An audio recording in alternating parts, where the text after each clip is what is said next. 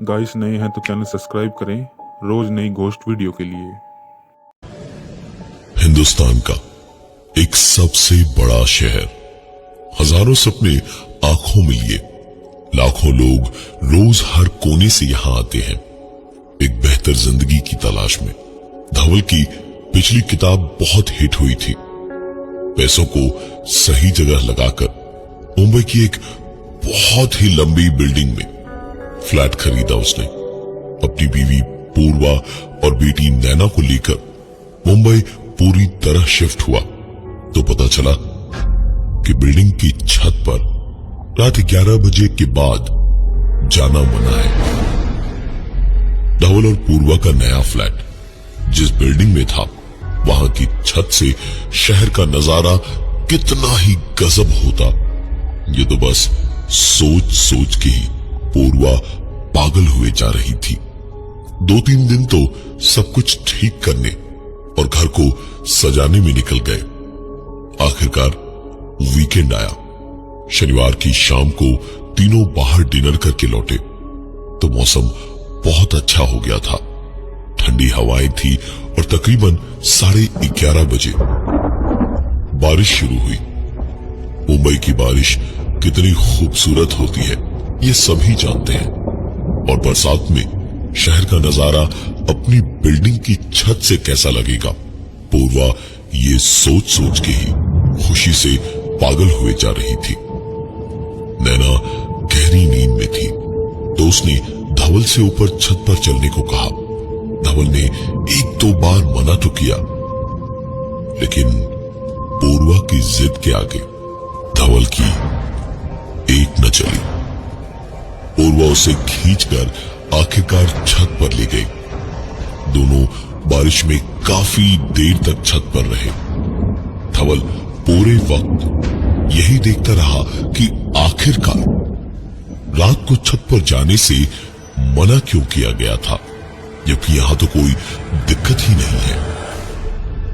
ये तो किसी भी दूसरी बिल्डिंग की छत जैसी ही छत थी। खैर दोनों वापस घर आए और जिंदगी चलती रही। कुछ ही दिनों के बाद एक बार फिर से रात का ही वक्त था और इस बार धवल ने पूर्वा से कहा, चलो बारिश में अपना शहर देखते हैं।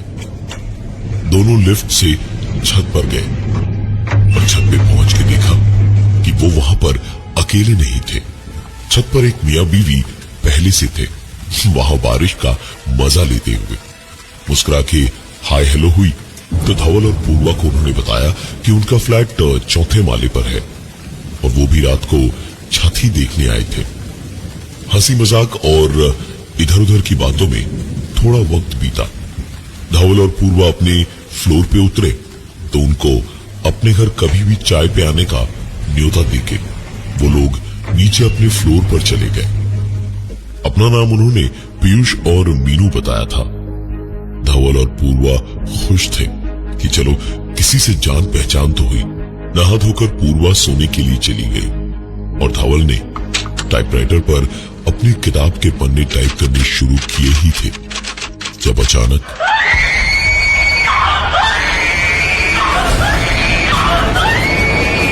नैना के कमरे से उनको जोर जोर से चीखने की आवाजें आई। दोनों दौड़े दौड़े नैना के कमरे में पहुंचे तो देखा नैना अपने पलंग पर डरी कांपती हुई सी बैठी थी। आंखों में उसके आंसू थे और अचानक एक टक दरवाजे की ओर देखे जा रही थी। पूर्वा ने जोर से नैना को गले लगा लिया और कहा, घबरा मत, मैं हूं ना यहाँ, तू चिल्लाई क्यों? धवल ने भी नैना के सर पे हाथ फिराकर कहा, हाँ बेटा बताओ क्या हुआ, चिल्ला क्यों रही थी तुम? जवाब में नैना ने हाथ उठाकर दरवाजे की ओर उंगली से इशारा करते हुए बताया कि वहां उसने किसी को खड़े देखा था जो कि उससे कुछ कह रहा था लेकिन समझ नहीं आ रहा था क्या। जरूर बच्ची ने कोई डरावना सपना देखा होगा जिससे डर गई होगी। यही सोचकर पूर्वा ने हंस के उसे प्यार से समझाते हुए कहा, डर मत बेटा, मैं हूं यहाँ, पापा है यहाँ, तू सो जा, वो नहीं आएगा यहाँ। इस पर उस छोटी सी बच्ची ने कहा, हाँ माँ, वो इधर नहीं आएगा, वो आपके कमरे में चला गया है। ये सुनकर धवल ने हंसते हुए कहा, अच्छा किया जो वहां चला गया, मैं देख लूंगा उसे अब। ठीक है, तू सो जा। उसे सुला के धवल और पूर्वा अपने कमरे की ओर बढ़े तो दोनों को अपने कमरे के अंदर से आती एक आवाज साफ साफ सुनाई दी।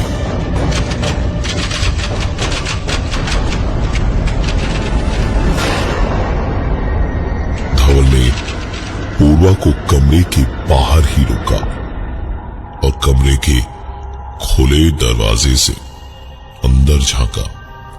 लाइट जली हुई थी और पूरा कमरा खाली था, अंदर कोई भी नहीं था। पूर्वा और धवल को सारी रात नैना की फिक्र में नींद नहीं आई। एक दो दिन और बीते। अब ये नई जगह भी बिल्कुल घर जैसी हो चुकी थी इनके लिए। रात का वक्त था, तकरीबन 1:30 बजे थे। धवल पूर्वा अपने कमरे में और नैना अपने कमरे में आराम से सो रहे थे जब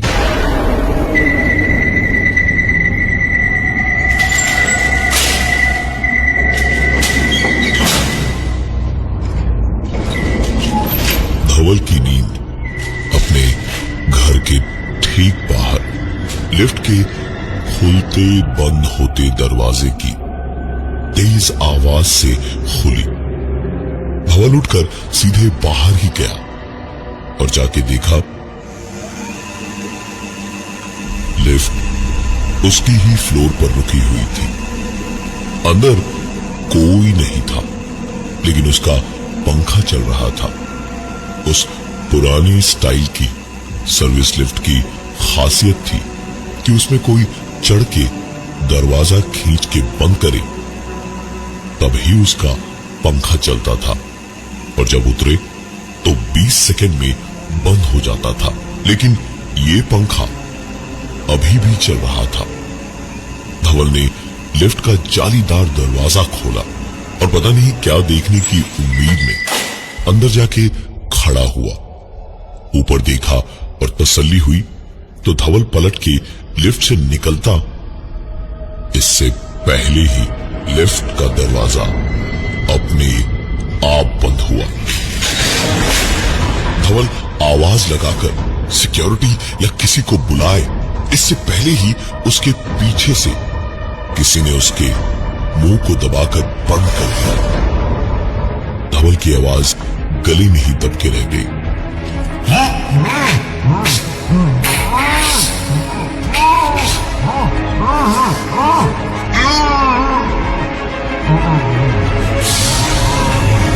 लिफ्ट बहुत तेजी से नीचे जाने लगी और धवल की आंखों के आगे अंधेरा घना होते होते धवल पूरी तरह से बेहोश हो गया।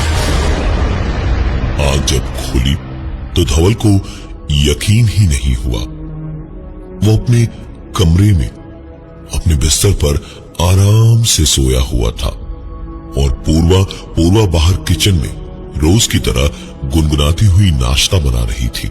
धवल तुरंत चिल्लाया, पूर्वा मैं वापस कैसे आया? कौन लाया मुझे? मैं तो बेहोश हो गया था लिफ्ट में। पूर्वा ने जब धवल का ये सवाल सुना तो किचन का सारा काम छोड़कर कमरे में गई और उसने धवल से कहा, धवल काम करते करते पागल हो गए हो तुम। यहीं सोए थे रात को। जाओ, बहुत काम पड़ा है, नैना को स्कूल छोड़ के आओ। धवल ने भी सोचा कि क्या अजीब सपना था। बिल्कुल लगा जैसे सच ही था। नैना को नीचे स्कूल बस तक तो लिफ्ट में जाके छोड़ आया, लेकिन वापसी में पता नहीं क्यों लिफ्ट में चढ़ने की हिम्मत ही नहीं हुई। सीढ़ियों से ही वापस ऊपर चढ़ने लगा। 3rd से 4th फ्लोर पे जाने लगा तो धवल की आंखें हैरानी से चौड़ी होती चली गई।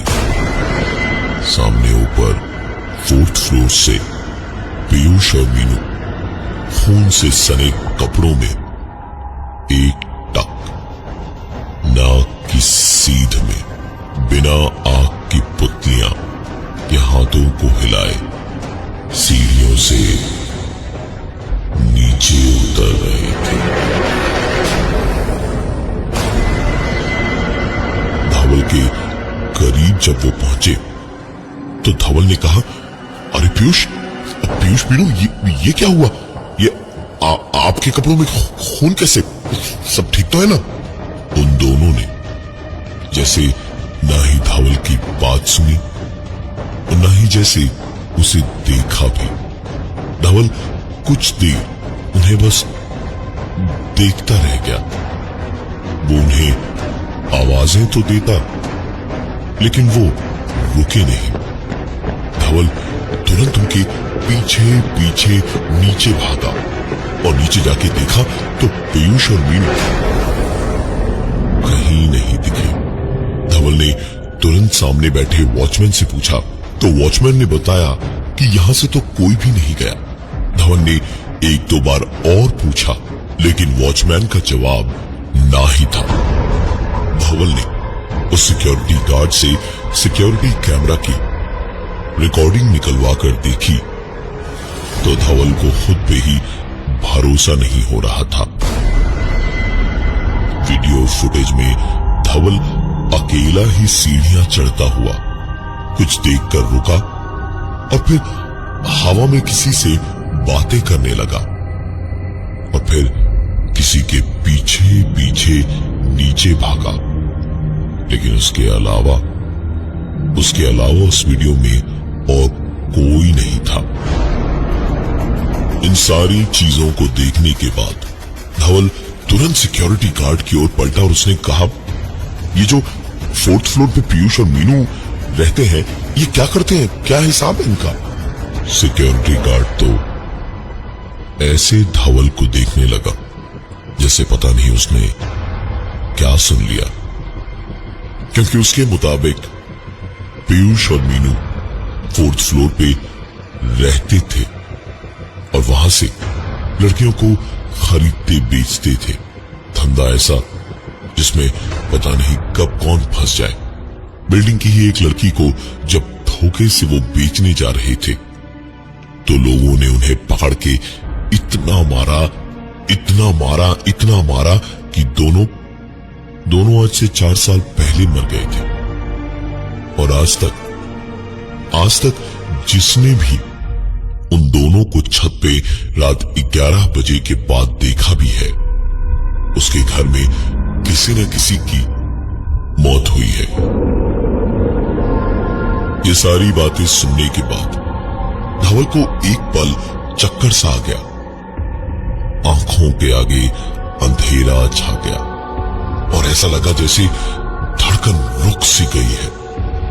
धवल की आंखों के सामने तुरंत पूर्वा और नैना का मुस्कुराता चेहरा आ गया। धवल वापस ऊपर अपने फ्लैट की ओर भागा और पहुंच के बस एक एक पल गिनने लगा।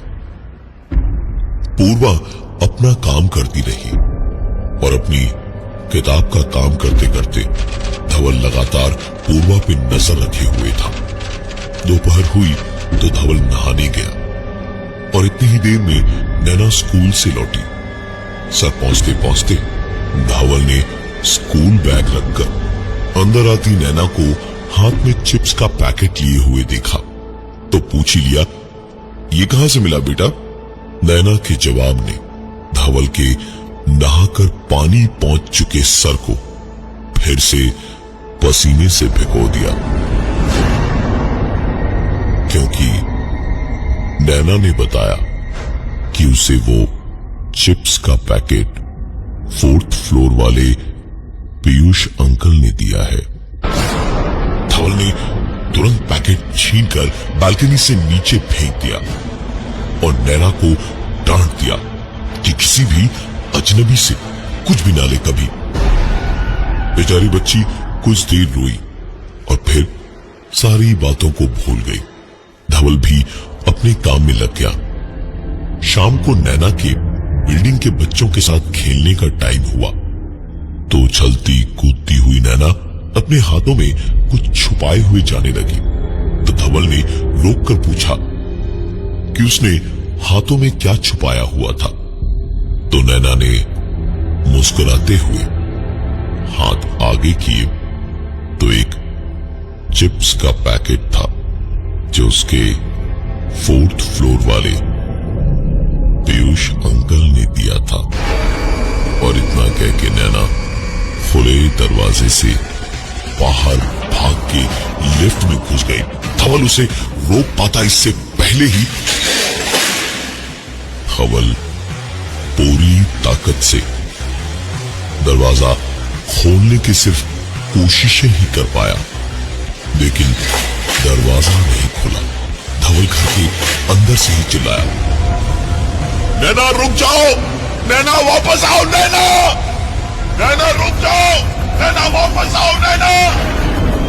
धवल रोता चीखता हुआ अपनी जाती हुई बेटी को रोक ही रहा था जब अचानक क्या हुआ पापा? धवल दौड़ कर गया और नैना को अपने सीने से चिपका के डरा डरा सा इधर उधर देखने लगा। पूर्वा भी चीख पुकार सुनकर किचन से बाहर आई। धवल एक बार नैना को देखता और एक बार इधर उधर देखता और फिर बड़े अजीब से पागलपन के साथ उसने पूर्वा से कहा, पूर्वा थोड़े जरूरत भर के कपड़े और सामान पैक कर लो, हम यहां नहीं रहेंगे, यहां से अभी निकलेंगे हम। नैना जरा सा आगे बढ़ी, धवल से कुछ कहने वाली थी वो, तभी धवल को सुनाई दी,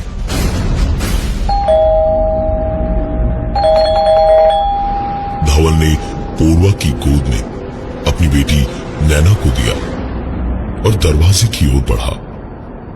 धवल दरवाजा खोलने जा रहा था तो एक पल को न जाने क्यों रुका और आई होल से झांक कर देखा और देखते ही उसे लगा जैसे उसकी आंखों के आगे अंधेरा सा छा गया, क्योंकि बाहर पीयूष और मीनू वैसी ही पथराई आंखें और पथराई से होंठ लिए खून से सने कपड़ों में खड़े थे और डोरबेल बजाए जा रहे थे। धवल तुरंत पलटा और एक दो पास रखी कुर्सियां उठाकर दरवाजे के हैंडल से अटका के लगा दी, जिससे दरवाजा तोड़ न पाए बाहर से। डोरबेल बजे जा रही थी और अब धवल पूर्वा की ओर पलट के बोला, बाहर मीनू और पीयूष खड़े हैं, वो नैना और तुम्हें उससे दूर ले जाएंगे। तुम लोग अंदर छुप जाओ, मैं अभी तुरंत सिक्योरिटी को बुलाता हूँ। तो अंदर जाओ तुम लोग। पूर्वा के लिए ये सब बहुत हो गया था। उसने गुस्से में रोते रोते उससे कहा, कब तक धवल, कब तक?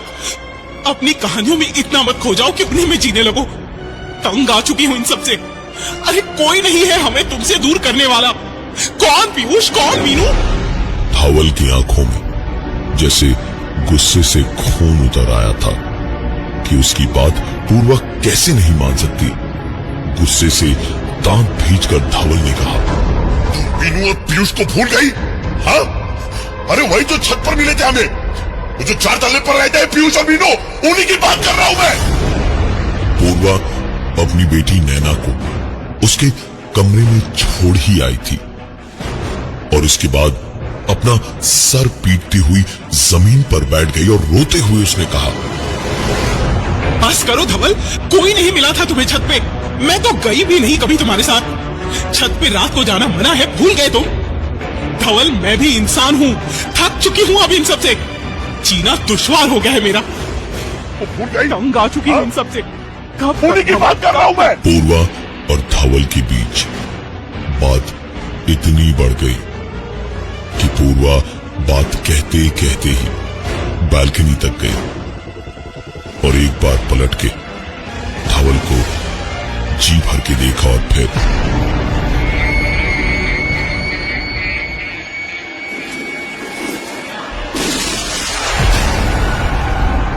10वें माले की अपनी बालकनी से कूदकर पूर्वा ने अपनी जान दे दी। धवल को जैसे किसी ने बिजली का झटका दे दिया था। वो धीमे कदमों से बालकनी तक गया और पता नहीं किस उम्मीद से नीचे झांक कर देखने लगा, लेकिन दिखाई उसे वही दिया जो सच था। पूर्वा की लाश खून में डूबी बिल्डिंग के नीचे पड़ी थी और चारों ओर से लोग उसे घेर कर खड़े थे। और ठीक उसी वक्त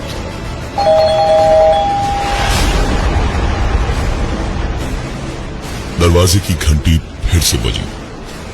धवल ने तुरंत नैना के कमरे का दरवाजा बाहर से बंद किया और आई होल से झांका तो देखा दरवाजे पर इस वक्त पीयूष और मीनू पीछे खड़े थे और एक जख्मी पूर्वा डोरबेल बजा रही थी।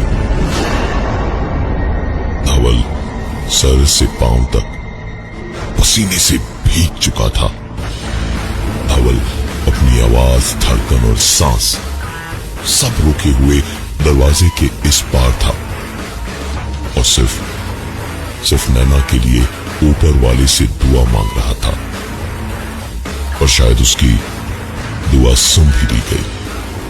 पूर्वा, पीयूष और मीनू तीनों पलटे और सीढ़ियों से उतरने लगे।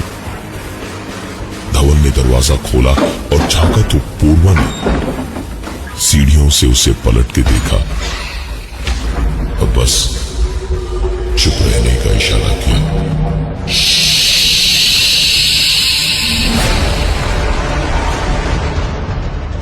इतना कहते कहते पूर्वा पीयूष और मीनू के साथ सीढ़ियों से उतरते हुए नीचे चली गई। धवल ने वो घर सारे क्रियाकर्मों के बाद तुरंत खाली कर दिया। उस बिल्डिंग का चौथा और छठा माला आज भी सील किया हुआ है और चौकीदार सिर्फ एक ही बात कहता है, जिस किसी ने भी रात के 11 बजे के बाद पीयूष और मीनू को छत पर देखा है, उनके परिवार के किसी एक